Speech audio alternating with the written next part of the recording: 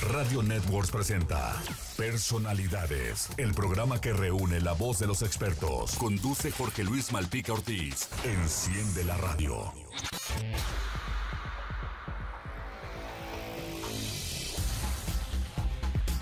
Ya estamos en Personalidades, el programa que reúne la voz de los expertos en este sábado 2 de mayo del 2020. Un tema súper interesante vamos a estar abordando el día de hoy.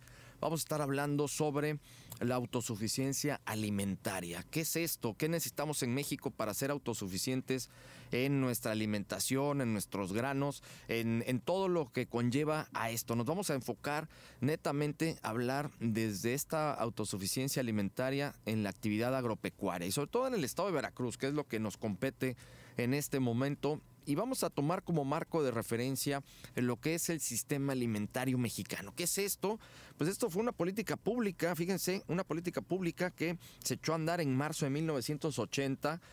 Hasta donde tenemos conocimiento, sigue vigente, pero vigente como letra muerta, porque básicamente los puntos específicos y sobre todo los objetivos que buscaba esta política pública, pues casi ninguno se ha cumplido. Y entre ellos es la autosuficiencia alimentaria. No somos autosuficientes en nuestra alimentación en el país. Vamos a estar haciendo este análisis completo de qué es esto y cómo sí podríamos llegar a ser autosuficientes dadas varias condiciones que nuestros analistas el día de hoy nos van a estar pues expresando y sobre todo poniéndonos al tanto de cómo llegarlo a lograr. Vamos a abrir con nuestro colaborador de todos los viernes en RN Noticias, con el ingeniero Francisco Javier Ugalde Acosta. Él es investigador del INIFAP, del Campo Experimental Cotaxtla, para que abra este tema tan es importante para todos los mexicanos. Casi no lo tomamos en cuenta, no nos ponemos a ver de dónde viene lo que comemos todos los días, y gran parte de lo que estamos comiendo todos los días viene de importación, no lo producimos nosotros. Mi querido Paco, ¿cómo estás? Muy buenos días. Hola Jorge, pues muy amable por invitarme a este espacio donde dices que las personalidades son expertos. Pues bueno, yo estoy tratando de Creo que le sabes un poco, ¿no? Sí, de saber y de compartir y divulgar la ciencia, pero también desde el punto de vista del tema empresarial, desde el punto de vista también de la cuestión de agroalimentaria, que como mencionas el tema ese va a ser el día de hoy. Y bueno, entrando rápidamente, pues en los otros viernes que hemos tenido, en Viernes de Campo, les he comentado que se han hecho serie de intentos, y en algunas épocas de la historia de México, estamos hablando del 40 y tantos al 61, hubo logros importantes. Mencionaba que en trigo, en maíz, en frijol, en arroz se lograron autosuficiencias en el sentido de la aplicación, primero de generar tecnología, porque no la había, ¿no? En las regiones diferentes que tenemos en el país, pues en esas épocas no las había. Se fueron desarrollando y se fueron observando respuestas altamente productivas. Pero bueno, eso sucedió del 41 al 61, y de ahí después se empezó a tener otro tipo de enfoques. Y bueno, de lo que tú comentabas, el sistema alimentario mexicano era un sistema estratégico, una política pública que buscaba precisamente la soberanía alimentaria, principalmente en los cultivos básicos. Entiendo que antes del 76 pues ya había ciertas señales de agotamiento del modelo agrario mexicano, y eso ocasionó que en ese entonces el presidente López Portillo creó el sistema alimentario mexicano, obviamente a través de funcionarios especialistas y de todas las instituciones que en ese entonces estaban cerrando el círculo productivo de las diferentes cadenas de producción que teníamos en nuestro país. Como mencionabas, el objetivo era lograr la autosuficiencia alimentaria, pero en términos estrictos el sistema alimentario mexicano de esa época concebía al hambre, la desnutrición y la pobreza extrema como problemas multinivel, y era necesario darle solución a través de estas políticas donde se tendría que lograr la producción, considerando también a los pequeños productores, a las familias más vulnerables, y no solamente a los grandes empresarios, que en ese entonces también los había. Como tú mencionabas, en 1980 se instrumentó este sistema alimentario mexicano y tenía dos cometidos principales. Primero, el Estado se comprometía a suministrar los recursos financieros y materiales necesarios para incrementar la producción de alimentos básicos. El objetivo era recuperar principalmente el caso de maíz y frijol, y también el trigo, el arroz. En segundo lugar, estableció el compromiso de mejorar la distribución de alimentos, de tal forma que 1/3 de la población se encontraba desnutrida y pudiera obtenerse una dieta adecuada a través de este tipo de programas. Ahora, ¿qué tenía que hacer el Estado? Bueno, tendría que desarrollar, coordinar y fortalecer esa cadena alimentaria que era producción, transporte, distribución y consumo. Con el paso del tiempo se fue definiendo, pues obviamente, paquetes tecnológicos para maíz, frijol, arroz, de acuerdo a las zonas agroecológicas de nuestro país. Ahora, ningún sistema o programa o proyecto es totalmente perfecto. Se fueron ahí ajustando cuando había ciertas condiciones agroclimáticas que no permitían la aplicación de ciertas tecnologías o la resistencia también de la población. Pero en términos generales, creo que se fue generando. Pero ¿qué era lo más importante de ahí? ¿Cómo había que incentivar la siembra de cultivos, principalmente cultivos básicos? Pues muy fácil, era crear incentivos. Primero, incrementar los precios de garantía de los alimentos básicos. Quiero decirte que en 1980 se incrementaron en el caso de maíz el 20% y en el caso de frijol el 36%. Ahora, eso al subir los precios de garantía podían impactar a la población de consumo, pero para esto estaba la CONASUP, que era la que de alguna manera regulaba y generaba los productos a las empresas o a las que se dedicaban a la transformación, pero obviamente con un subsidio importante para no afectar a la economía. A ver, hasta ahí, Jorge, ¿cómo voy? No, excelente, Paco, no, es que es parte de esta explicación de esta, a mí se me hace una muy buena idea. O sea, cuando empecé a analizar y que estuve más o menos ahí estudiándole al punto de este sistema alimentario, yo realmente no lo conocía, te soy sincero. Y cuando empecé a darle y buscarle, dije, bueno, pues es que está bien instrumentado. O sea, realmente, pues si sigues a pie juntillas como va, es lo que hacen los norteamericanos y son productores, exportadores en muchísimos productos y en muchos sistemas que no lo somos nosotros aquí. Así es, y mira, y cuando aumentaron los precios de garantía controlados, de tal manera que era muy atractivo para el productor, pues todo el mundo a sembrar, las tierras que estaban abandonadas, pues a sembrarse con los cultivos básicos, o aquellas que estaban dedicadas a otros cultivos, porque hubo mucho incremento en la producción de forrajes y cosas para la alimentación de ganadería, pero pues ahorita, bueno, en ese entonces, ya inclusive hoy, lo importante era generar la alimentación de productos básicos. Y mira que se dio la vuelta inmediatamente. Ahorita mencionaré algunos datos, pero fíjate, el mayor estímulo del SAMS, aparte de la producción de alimentos, el precio de garantía, también se proyectaron o se conjuntaron más cosas para generar el mayor atractivo y que trataran que al menos los productores pues de todo tipo se dedicaran a sembrar. Hubo accesos más fáciles a créditos del Ban Rural, menores tasas de interés, 12%, reducción del 30% en los precios de los fertilizantes y agroinsumos en general, un 75% de descuento en el precio de semillas mejoradas, donde Pronace, como ya hemos mencionado, fue clave. Pronace producía 160,000 toneladas de semillas de todos tipos en el país, o sea, era clave. Y aparte, bueno, había seguros, y había un sistema de riesgos compartidos, que no era otra cosa que aquel que se interesaba en aplicar más innovación tecnológica, pues le daban un apoyo aparte como tipo subsidio. Todo esto, de alguna manera, bueno, pues son subsidios, pero mira la situación que estamos ahora. Creo que el llevar una política de garantizar la producción de alimentos en nuestro país, no importa cómo, ya después veremos cómo fortalecemos las cadenas de la producción para llevarlos a otro nivel empresarial, pero mientras habría que garantizar la producción de alimentos en nuestro país. Y bueno. ¿Y se puede lograr, Paco?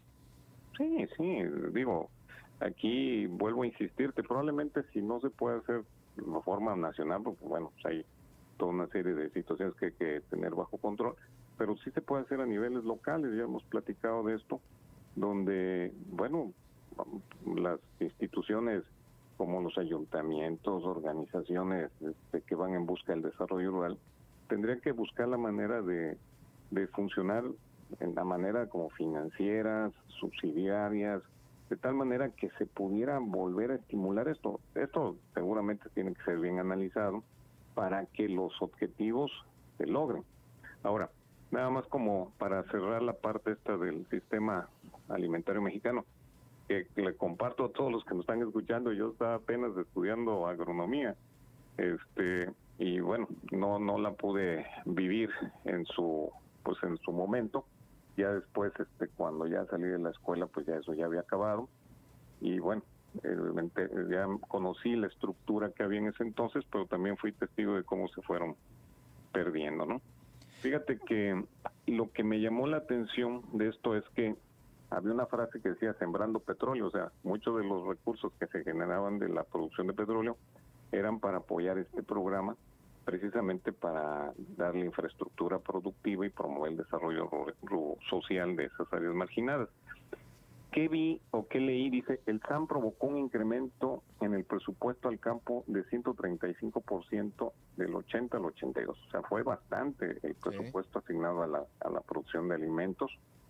Pero siempre hay quien critica esto, y el Fondo Monetario Internacional dice que este programa involucraba importantes subsidios para la producción y el consumo, y que pues de manera no dejaba a la oferta y la demanda solitas, y que eso era una violación de los principios del mercado. Obviamente después se fueron juntando otras cosas, pero yo creo que pues no hay que hacerle caso mucho a lo externo, sino ver por nuestro propio porvenir. Y si en la producción de alimentos es necesario subsidiar al menos en los primeros años, pues para fortalecer a los productores, y de ahí que se arranquen, ¿no? Bueno, pues así lo hacen los norteamericanos. Pues sí, pues los de afuera criticaban, pero no criticaban a los grandes empresarios que estaban en Estados Unidos y Canadá, ¿no? Prácticamente los préstamos son a tasa cero, o sea, es casi un subsidio completo, y por ende, bueno, pues es que nos inundan también de productos para acá. Paco, tenemos un par de minutos, entonces, para ir cerrando con la idea, ¿se puede llegar a ser autosuficiente? Hablas en este caso que tú lo llevas a cabo con la parte, por ejemplo, con los distintos municipios, pero creo que también yendo de la mano con las autoridades estatales y federales, sí se puede llegar en conjunto con los productores, llegar a tratar de hacer esto rentable por una parte, y dos, llegar al objetivo final, que es el ser autosuficiente en materia alimentaria. Sí, todos se pueden sumar, todos pueden hacer sus planes de desarrollo rural.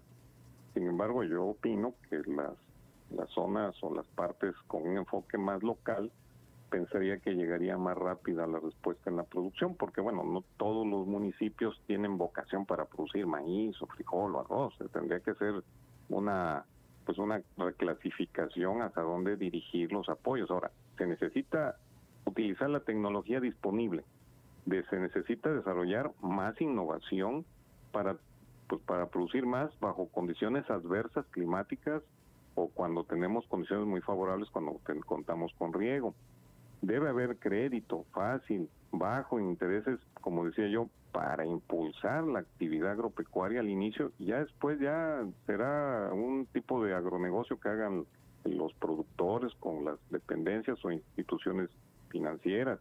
Debe haber seguros por cualquier contingencia de naturaleza climática o biológica, precio justo de los productos, y también debe haber extensionistas bien preparados, que yo propondría que se fueran a hacer estancias a los centros de investigación, para que cuando ya salgan, pues salgan con un nivel pues que le permitan asesorar y dirigir a los productores, y no nada más en la parte técnica, sino hasta financiera. Creo que esa es mi opinión sobre lo que hace años. Se puede repetir, obviamente ajustando a las necesidades actuales, ¿no? Perfecto, Paco. No, nos diste un panorama completo. Muchísimas gracias por habernos explicado completamente esto, lo que es el sistema alimentario mexicano, y sobre todo estos datos últimos que nos das, nos dan el punto de partida a decir sí se puede, sí podemos ser autosuficientes de manera alimentaria, y sobre todo tenemos que reunir grandes puntos como son estos que nos acabas de decir. Nos vamos a ir, Paco, nos vamos a ir al corte. Muchísimas gracias contigo, gracias que estuviste el día de hoy aquí en Personalidades platicando de este tema. Vamos a pasar a analizar específicamente un cultivo, por ejemplo, en el estado de Veracruz, que fuimos en algún momento de los número uno, que es el arroz, el cultivo del arroz, y lamentablemente ya no estamos en ese primer lugar.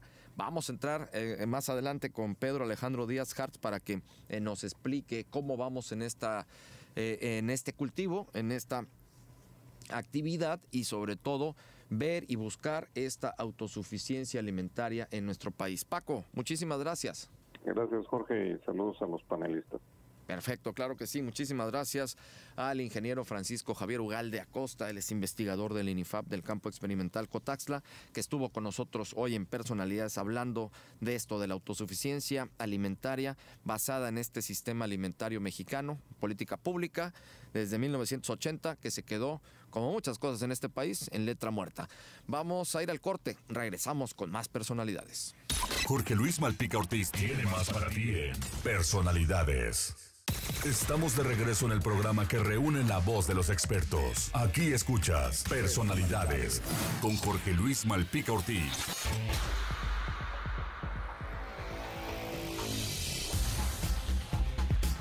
Estamos de regreso en Personalidades el día de hoy hablando sobre este interesantísimo tema, el sistema alimentario mexicano, cómo poder llegar a ser autosuficientes en esta materia, en los alimentos en nuestro país.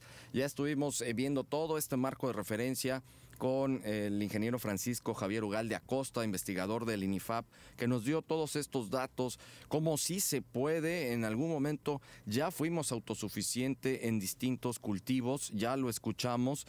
Ahora vamos a entrar directamente a analizar uno de estos cultivos, y sobre todo que son primordiales en el estado de Veracruz, que es el arroz. Vamos a platicar con Pedro Alejandro Díaz Hartz, él es presidente del Consejo Mexicano del Arroz y del Consejo Nacional de Productores de Arroz, para que nos hable sobre esta tarea, sobre este cultivo aquí en el estado de Veracruz, y cómo poder llegar directamente a esta autosuficiencia alimentaria que está, insistimos, en este sistema alimentario mexicano, esta política pública que pues prácticamente se ha mantenido, como muchas cosas en este país, con letra muerta. Pedro, ¿cómo estás? Muy buenos días. Jorge, un gusto saludarte. ¿Cómo estamos a ti y a tu público? Saludos.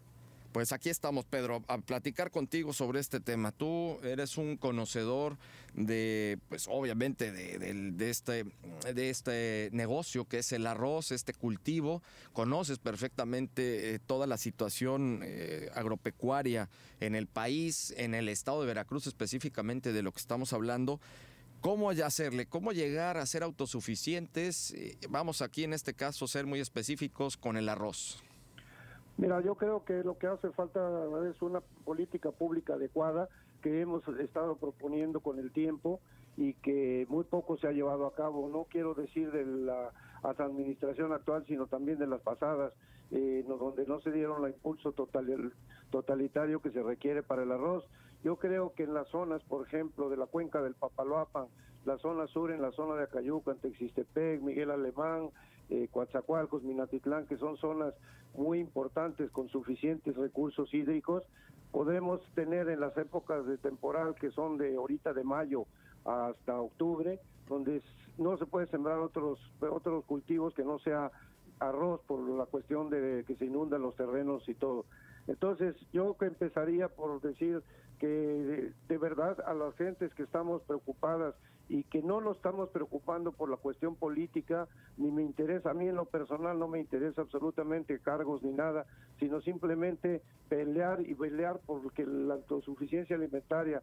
Ya dicen en mi casa que no me puedo morir si el arroz no sale a flote, y sobre todo en Veracruz, que me tiene con mucha tristeza porque después de ser el primer lugar durante muchísimos años siempre, la supremacía de la producción de arroz estuvo aquí en Veracruz, hoy estamos en un tercer lugar después de Nayarit, que era el noveno productor, y Campeche, que bueno, ha sido de los fuertes y es el segundo lugar, pero que si meten las condiciones como estamos viendo ahorita con el gobierno del estado de Campeche para echarle adelante, yo creo que se va a hacer. Pero me dedico exclusivamente a Veracruz, que es lo que realmente nos interesa a nosotros. Yo creo que tenemos las condiciones adecuadas para salir adelante.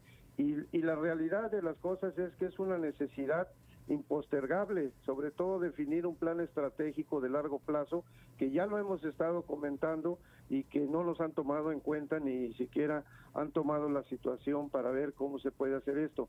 Yo te puedo decir que en el 96 para adelante, que fue cuando el arroz se sembró la mayor cantidad en Veracruz, cerca de 36,000 hectáreas, con una producción de casi 150,000 toneladas, que en la época de Pedro Ernesto del Castillo y el licenciado Chirinos, yo creo que ha sido lo que más se fue. De ahí empezó la caída, ya a partir del año 1999-2000, ya empezó una caída tremenda, donde no se hicieron las cosas como ser. Nosotros nos metimos al FLAR, al Fondo Veracruz fue el primer estado que se integró para participar en el FLAR, que es el Fondo Latinoamericano de Arroz de Riego, y empezar a traer variedades y sobre todo tecnologías de punta de otros países como Uruguay, Brasil, etcétera.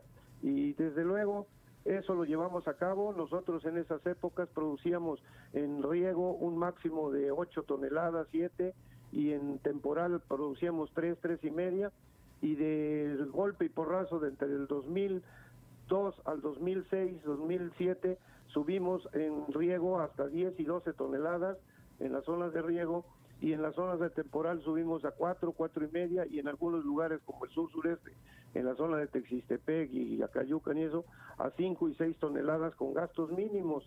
Entonces yo creo que las condiciones están dadas para poder llevar a cabo de esto, y yo creo que debe contemplarse un componente para aumentar sostenida y sustentablemente los volúmenes de producción, que eso incremente los ingresos de los productores y además disminuya los crecientes y elevados volúmenes de importación, que eso es lo que más nos interesa, que estamos hablando de la autosuficiencia alimentaria.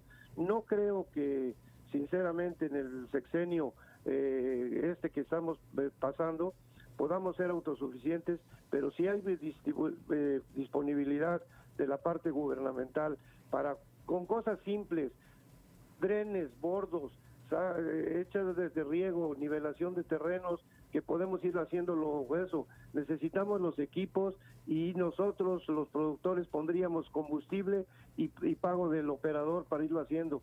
¿Por qué? Porque eso nos va a reducir muchísimo el uso del agua que ahorita estamos utilizando en las zonas de riego, como el caso de Piedras Negras, una cantidad exagerada de agua, y que por desgracia ahorita en este momento, con esta sequía que nos está pegando, no tenemos la suficiente granas. Yo te puedo decir que en ese lugar se sembraban aproximadamente sobre 1,500 hasta 3,000 hectáreas se llegaron a sembrar en la zona de Coachín y Piedras Negras, y hoy, en este momento, ahorita no llegamos a las 500 hectáreas, perdón. Y bueno, sí. Echamos a volar el molino, lo estamos reactivando para poderlo trabajar, y pues ahora recontamos con que no vamos a tener la suficiente producción. ¿Qué pasa con esto? ¿Perdón? Pedro, a ver, espérame tantito, preguntarte, con todo esto que nos estás diciendo, ¿qué porcentaje tenemos actualmente de cosecha vamos a hablar a nivel nacional, la cosecha de arroz, qué porcentaje se consume del arroz mexicano? O sea, ¿a qué porcentaje llegamos para poder ser autosuficientes, por ejemplo?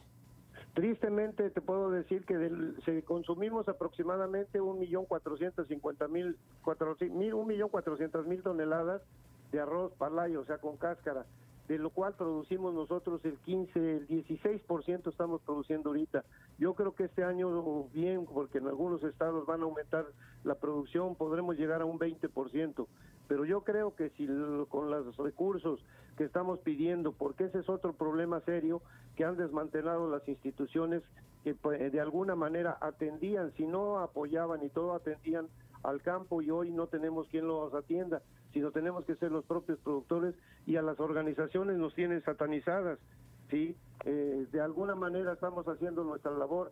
Yo no estoy de acuerdo que las organizaciones políticas que vean la cuestión política y que se metan, pero las organizaciones que somos meramente productivas y que estamos preocupadas por el agro y sobre todo la cuestión alimentaria de nuestra gente, pues le pongamos y que nos tomen en cuenta para poder hacer las condiciones. El Veracruz aporta el 18% del consumo nacional, de la producción nacional, que si estamos hablando de 300,000 toneladas que producimos, Veracruz está produciendo 35,000 toneladas. Pedro, exacto. Entonces estamos hablando que para ser autosuficientes traemos un déficit del 80% en la producción de arroz. Así es, definitivamente. Y yo considero, este año nos va a ser muy difícil por toda esta situación que nos está pasando ahorita de la cuestión de salud, la pandemia, etcétera, que eso nos ha provocado. Sin embargo, te quiero decir que Veracruz, que es el principal proveedor de arroz, por las plantas que tenemos en Veracruz, que son de las más importantes y grandes, se está trabajando al 100%, pese a que tenemos ciertos problemas en las cuales estamos sufragando ahorita, porque se cerraron las cervecerías. Entonces todo el subproducto del grano, granillo y pulidos que se utiliza y que eso se vende para las cervecerías, pues está teniendo problemas serios porque no hay dónde almacenarlo ya. Sin embargo, en un arreglo que tuvimos con Segalmex, están haciendo la posibilidad para comprar y hacer despensas a precios muy grandes, a favor del accesibles, ¿no? Sí. Accesible, exactamente es la palabra adecuada. Entonces, pues se está trabajando al 100%. Desde luego, por desgracia, tiene que ser con las importaciones. Ahorita, con el cierre de las fronteras de Vietnam, que es uno de los países asiáticos que más venden arroz en el mundo, y dijeron, no sale ni un grano de arroz, primero protegemos nuestra población. Eso agarró y disparó los precios del arroz, pero tremendamente. Estados Unidos ahorita, que estaba en $320 la tonelada, ahorita anda en 360 y hasta $380 la tonelada, y eso va a repercutir al consumidor, que eso es lo que no queremos. Entonces, hoy es cuando más que nunca necesitamos sentarnos, hacer un plan bien definido, sobre todo que en esta realidad, para reinventarnos, necesitamos planear, saber hacia dónde vamos a hacer, cómo vamos a hacer las cosas y qué rumbo esperamos en el futuro inmediato, porque para poder crear el futuro no podemos seguir en esta condición, con esto que ya vivimos y que estamos padeciendo ahorita. No podemos hacer un presente sin ver, imaginarnos el futuro que vamos a tener en lo sucesivo. Pedro, danos específicamente, Pedro, por favor, danos un par de datos concretos de qué se necesita hacer para, por ejemplo, buscar esta autosuficiencia en la producción de arroz, por ejemplo. Dos cosas importantes. La primera, que se vuelva a reactivar la investigación en los campos experimentales, ya porque nada más existe Zacatepec para hacer el arroz. Aquí en Cotazla, que teníamos fuertemente de eso, ya casi no la hay porque tienen ciertos problemas. Eso primero sería para modificar y utilizar las variedades que recibimos y que sean certificadas. Y la otra es la infraestructura adecuada, que vayamos combinando entre autoridades gubernamentales, estatales y federal, y sobre todo con los productores que estemos en estas cosas. Y totalmente hacer una planeación adecuada que nos dé un futuro inmediato conjuntamente con las agroindustrias. Pedro, entonces ya para cerrar, tenemos un par de minutitos todavía para seguir platicando contigo. ¿Qué mensaje nos dejas? ¿Qué mensaje le dejas a los amigos del campo? No únicamente a los productores de arroz, a los amigos del campo.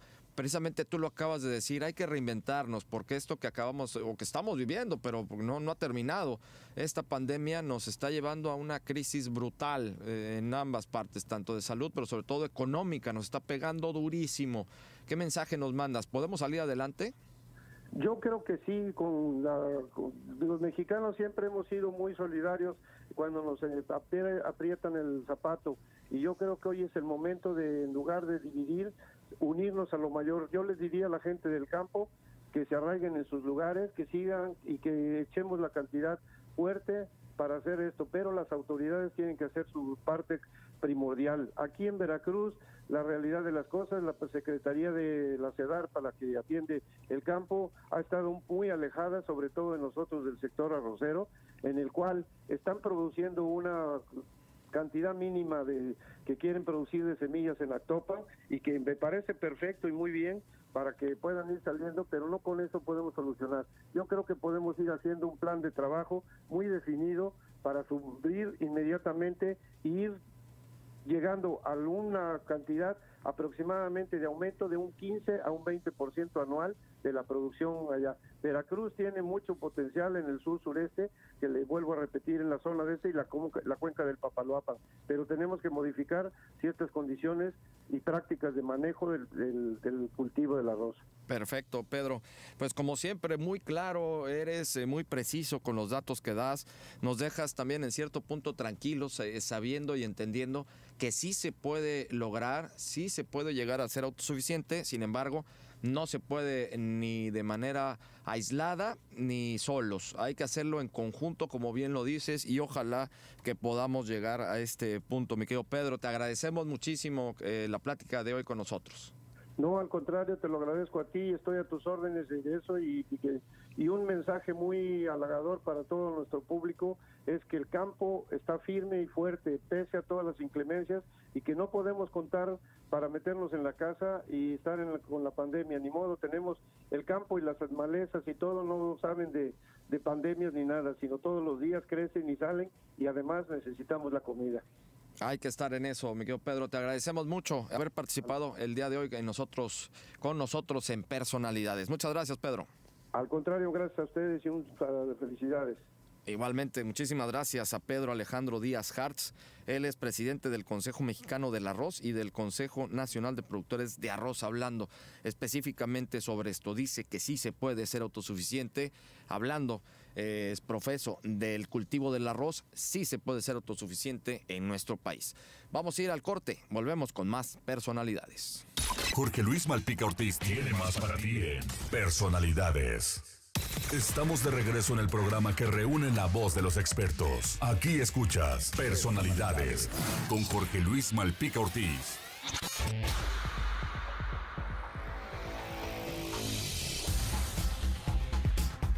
Estamos de regreso en Personalidades. Ya en este último bloque vamos a hacer el cierre sobre este interesante tema del sistema alimentario mexicano. Esta política pública que ya, como lo hemos visto, está pues instaurada desde el marzo de 1980, se ha quedado como letra muerta.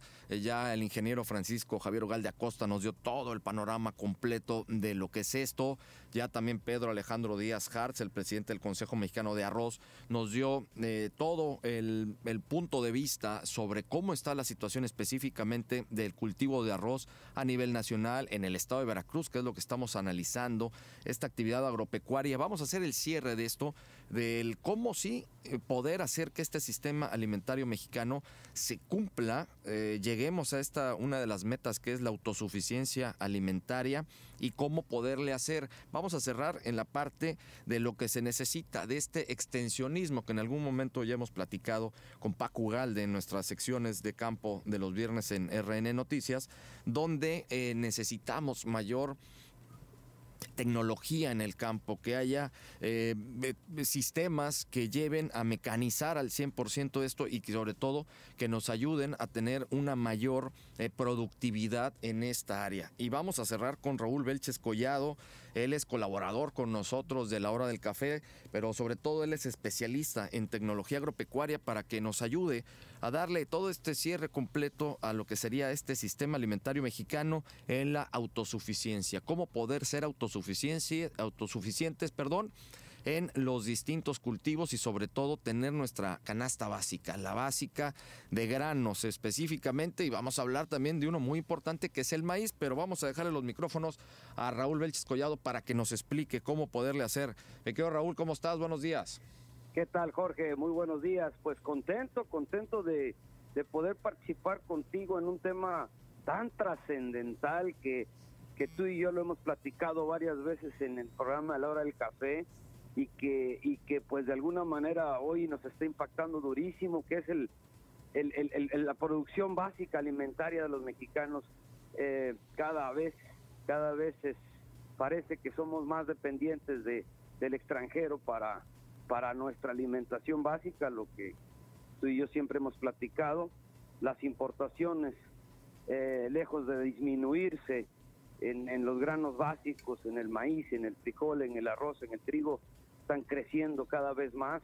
Eso es sumamente peligroso, como lo hemos platicado, Jorge, porque de pronto puedes estar trayendo un maíz aparentemente mucho más barato, pero de un día para otro el dólar se te dispara de 19 a 24 pesos y esa ya no es una realidad. Entonces empieza a golpear directamente el bolsillo de los mexicanos y lamentablemente no hay cómo defendernos, porque la única manera de defendernos pues sería con producto nacional y no lo hay, no alcanza, no es suficiente.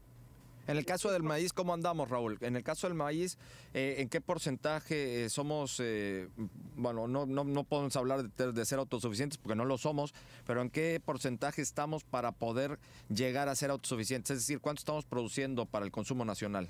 Es un tema muy interesante. Mira, el consumo nacional de lo que es nuestro maíz blanco, que es el consumo humano de maíz blanco, se puede decir que sí estamos bastante altos en la producción interna. Debemos de andar arriba del 90% de la producción de maíz blanco para consumo humano. Bien, en el tema del consumo animal, que es el maíz amarillo, ahí somos totalmente dependientes de las importaciones de maíz, principalmente de Estados Unidos. ¿Por qué es importante el maíz amarillo? Porque ese es el alimento que le damos a nuestros pollos, a nuestros cerdos, a nuestras vacas, a nuestros toros. Realmente toda la proteína animal es la que se alimenta de este maíz. Pero entonces uno puede decir, bueno, a mí en qué me afecta que salga más caro el maíz amarillo que estamos trayendo de Estados Unidos. Pues sí, me afecta porque me van a subir el precio del huevo, de la leche, de la carne, del pollo. Entonces, en ese somos totalmente dependientes. Nosotros no producimos maíz amarillo para el consumo animal y se dice que ¿por qué se consume maíz amarillo? Porque su nivel proteínico en el consumo animal es mayor que el blanco y siempre el blanco se respeta como el maíz para el mexicano, para el consumo humano. A nosotros nos gusta la tortilla del maíz blanco. Entonces ese es más o menos el nivel. Y si te vas a totales, pues aproximadamente de todo lo que se consume en el país de maíz entre blanco y amarillo, pues estamos hablando que casi mitad y mitad, o sea, 50 y 50, a esos niveles estamos. Es muchísimo, Jorge. Si hoy quisiéramos alimentar nosotros los mexicanos a nuestros pollos, a nuestros cerdos y a nuestro ganado, no tenemos manera. Si los gringos nos dicen mañana, ¿saben qué? No les mando ni una tonelada de maíz, todo nuestra base animal se nos desploma. No tenemos manera de soportar semejante golpe. Hay sustitutos como el sorgo, por ejemplo, ¿verdad? Pero tampoco somos autosuficientes en la producción de sorgo. Entonces, ahí vienen algunos asegúnes. Estamos en las manos de las importaciones y eso en este momento es altamente costoso. No, pues nada más por la paridad de precio-dólar, pues ya no, tú lo acabas de decir, no es lo mismo importar a 19 pesos dólar que a 24 pesos dólar, por una parte. La otra, Raúl, para ya ir, todavía nos quedan unos 6 minutos más o menos, pero para ir cerrando con esto, tú eres especialista en temas de tecnología agropecuaria. Estábamos hablando también con Pedro Alejandro Díaz Hartz, que nos decía, se necesita mayor tecnificación del campo. También platicando con Paco Ugalde del INIFAP, también se necesita que esté esta parte de la investigación, esta tecnología de mejorar las semillas, toda esta parte de la investigación, pero sobre todo también la tecnificación. ¿Qué más se tendría que hacer? No, definitivamente. Yo me sumo al pensamiento de Pedro y de Juan. La realidad es esta, Jorge, es un conjunto. Mira, México tiene, y en especial en el sureste, tenemos agua, mucha agua, gracias a Dios todavía. Eso nos pone en una posición privilegiada. Tenemos superficie, Campeche tiene unas extensiones gigantescas, Tabasco, Chiapas, el propio Veracruz. O sea, superficie para la producción tenemos de sobra, agua tenemos de sobra. Necesitamos, sí, desarrollar, como bien dice Juan, el tema de la tecnología, porque lo que hacemos nosotros, Jorge, es también importamos la tecnología de semillas. Cuando se trata de maíz, lo traemos de laboratorios de Estados Unidos, ¿sí? Entonces, en las condiciones de cómo se comporta un maíz en Estados Unidos a cómo se comporta acá en el trópico son totalmente diferentes. ¿Por qué no le interesa a los Estados Unidos hacer desarrollo en investigación sobre semillas en el trópico? Pues porque ellos no tienen trópico. Entonces nosotros tenemos, y eso es lo que Juan dice y lo ha dicho muchas veces, tenemos que meterle mucha investigación. Sí, Paco, perdón, Paco Gal, se me fue el avión, discúlpame. A eso nos tenemos que concentrar, tenemos que investigar qué es lo mejor para que el maíz se desarrolle con todas sus, o arroz o cualquier semilla, toda la importamos, se desarrolle con todas sus características bajo estos climas que nosotros tenemos, cálidos y húmedos, pero aquí tenemos el agua. Entonces, número uno, investigación para tener las mejores semillas, ¿ok? Posteriormente, como bien dice Pedro, pues, ¿cómo le hacemos para poder competir contra países desarrollados en el sector agropecuario? Pues con tecnología, Jorge. O sea, número uno, la reducción de costos en la producción tiene que ser en extensiones grandes. Y para esto necesitas un tipo de maquinaria específica, grande, desarrollada. ¿Por qué? Porque pues por escala de costos, por superficies, tú bajas tus costos. Entonces, es la única manera que podemos competir. Hay toda la tecnología disponible en el mercado para lograrlo. Y tú sabes que nosotros nos hemos dedicado todo el tiempo a esto. Los sistemas de río cada vez son más sofisticados, más eficientes, mucho menos consumo de agua, mejor eficiencia en la aplicación. Entonces, se puede, Jorge, o sea, lo tenemos todo, es cuestión de la voluntad. Siempre ha sido lo más fácil para nuestro gobierno, para nuestros gobiernos, y no estoy hablando solamente de este, sino de anteriores. Nos hemos ido por la fácil, Jorge. Sale más barato traerlo de otro lado. Y al campesino mexicano que se aguanta. ¿Sí me explico? Entonces, hoy que viene toda esta transformación por esta pandemia terrible que nos está golpeando, esta situación realmente ahorita es cuando decimos, caramba, ¿por qué no? ¿Por qué no seguir trabajando en ese plan que tú mencionaste de 1980 de la autosuficiencia? ¿Por qué? ¿Por qué lo dejamos? No fuimos por la fácil, Jorge. Desgraciadamente es una cuestión cultural. Yo digo, en México siempre nos vamos por la fácil. Oye, allá lo podemos traer a la mitad del precio. Pues tráelo. Entonces, eso hoy tiene que cambiar forzosamente y lamentablemente estoy viendo una lenta reacción del gobierno ante esta situación, como que todavía no se recuperan del fregadazo y no saben qué van a hacer. Y la verdad, Jorge, es que qué bueno que tú haces este tipo de programas y que nos das la oportunidad de que nos escuchen en el gobierno por favor, volteemos a ver esto porque nos vamos a morir de hambre. O sea, si algún día si tiene alguna manera de presionarnos Estados Unidos con petróleo, con fronteras, con eso, si un día nos quiere apretar el cinturón de veras, nos para las importaciones. Y ahí sí nos estrangula de hambre. No, ahí nos mata, fíjate, y nos mata literalmente de hambre, como bien lo dices. Raúl, tenemos unos 4 minutos todavía de programa. Hace rato dijiste algo muy importante, la voluntad y sobre todo también creo que aquí hay una gran oportunidad que tenemos también de reinventarnos, como tú también bien lo mencionas, que es el regresar al campo mexicano. Todos estos trabajadores que han emigrado, sobre todo a los Estados Unidos, para buscar una mejor condición de vida, muchos de ellos van a empezar a regresarse porque ni en Estados Unidos van a tener la mejor condición de vida. Entonces, si regresan y vuelven a sus tierras, es el momento de poder hacerlas rentables para que tengan una mejor condición de vida y por ende podamos llegar a esta autosuficiencia alimentaria. Creo que sí se puede, ¿no? Creo que acaba de decir una cosa súper interesante, Jorge.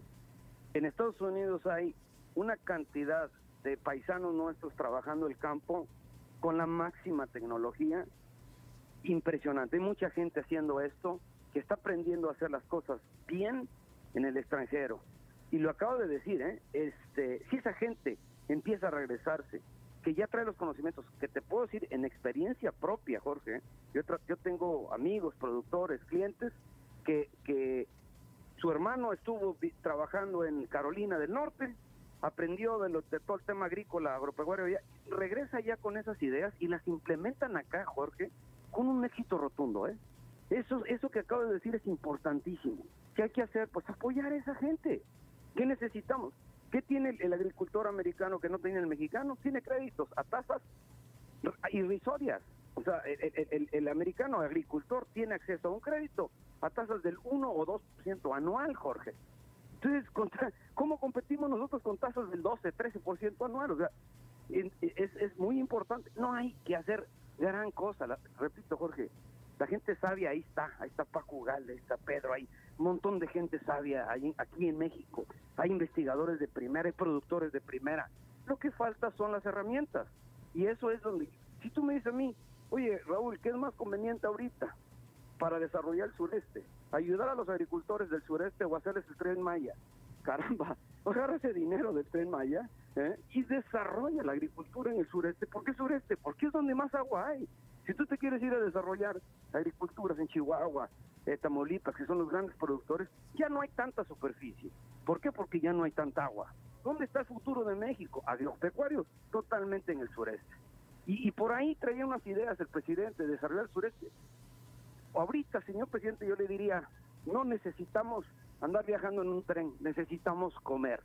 Si ese dinero usted lo redirecciona, le presta dinero a los agricultores con tasas subsidiadas, yo le garantizo, señor presidente, que nuestros agricultores son capaces de subir esa autosuficiencia del 20, 30% a niveles del 50, 60, tal vez hasta 80%.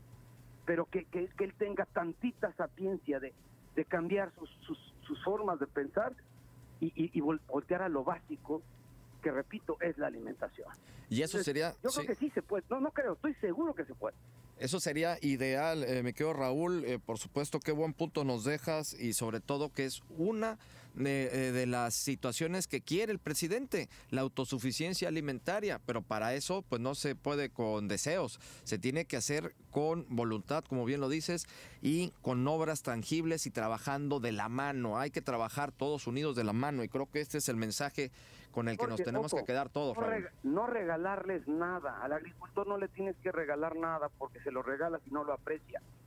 Dale las herramientas, préstale, cóbrale, vuélvele a prestar, vuélvele a cobrar. No le regales porque si lo regalas generalmente no lo aprecia.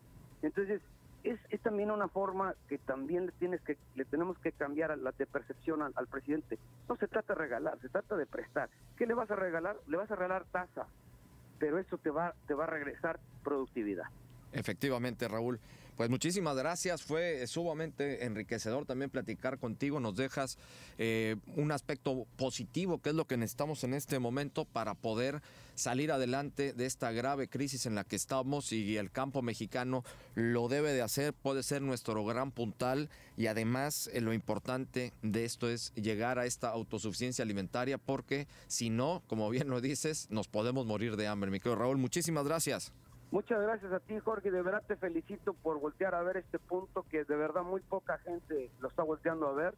Qué bueno que tú tienes esta iniciativa y pues gracias por apoyarnos. Vamos a seguir luchando por la producción agropecuaria en México. Muchísimas gracias, de verdad. No, al contrario, vamos a seguir trabajando de la mano. Muchas gracias a Raúl Belches Collado, él es especialista en tecnología agropecuaria. Cerramos con esto, cerramos con este punto importante, esto que hemos analizado con nuestros especialistas desde este sistema alimentario mexicano. Se debe echar a andar como tal, como esta política pública que tuvo una muy buena razón de ser en marzo de 1980, se ha quedado en letra muerta y hay que revivirla, precisamente para esto, para revivir el campo mexicano. Nos vamos, muchísimas gracias por su atención, pásenla muy bien, recuerden, hay que mantenerse en casa, estamos en la parte más complicada de esta pandemia, así es que hagan lo propio, hagan caso de las indicaciones por parte de nuestras autoridades, manténganse en casa y a pasarla muy, muy bien. Hasta pronto. Ahora estás más informado. No te pierdas la próxima edición de Personalidades. Cada semana un invitado especial.